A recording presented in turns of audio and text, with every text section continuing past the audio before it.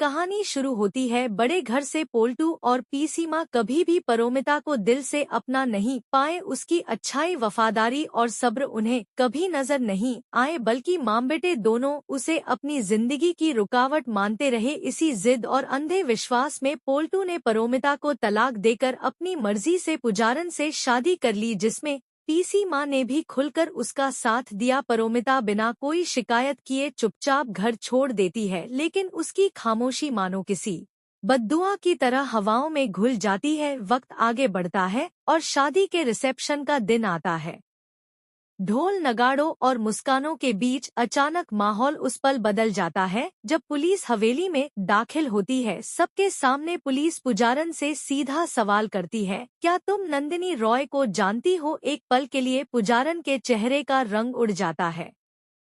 वह खुद को संभालते हुए झूठ बोलती है, नहीं, मैं किसी नंदिनी रॉय को नहीं जानती। लेकिन उसका पसीना, आवाज और झुकी हुई नजरें सबके दिल में शक पैदा कर देती हैं।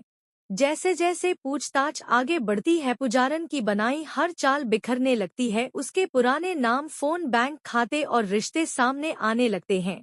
धीरे धीरे सच्चाई उजागर होती है कि पुजारन एक बड़े ठग गिरोह का हिस्सा रही है, जो अमीर घरों में शादी के जरिए घुसकर सोना, पैसा और कीमती चीजें लूटता है। यह सच जब पीसी माँ के सामने आता है तो उनके पैरों तले जमीन खिसक जाती है। अपनी ही गलती और परोमिता के साथ किए गए जुल्म का एहसास उन्हें अंदर से तोड़ देता है और वह गहरे सदमे में बेहोश हो जाती है।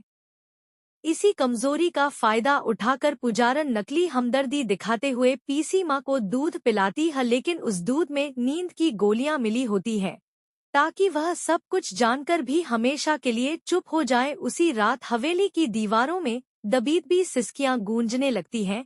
पोल्टू पहली बार खुद को आईने में गुनहगार की तरह देखता है। पीसी माँ बेहोशी में बार बार प्रोमिता का नाम बुदबुदाती है, जैसे माँ का दिल अब जाकर सच्चाई को स्वीकार कर रहा हो। जिस हवेली पर कभी घमंड राज करता था, वहाँ अब पछतावे का साया छा जाता है। किस्मत अपना हिसाब पूरा करती है, क्योंकि जिस परोमिता को बेइज्जत कर घर से निकाला गया था, उसी के साथ हुआ जुल्म अब इंसाफ में बदलने लगता है। यह साबित हो जाता है कि गलत फैसले और गलत लोग ज्यादा समय तक अपना सच नहीं छुपा सकते, और सच चाहे जितना दबाया जाए, एक दिन सबके सामने आ ही जाता। ऐसे ही जबरदस्त एपिसोड देखने के लिए हमारे चैनल को सब्सक्राइब करें।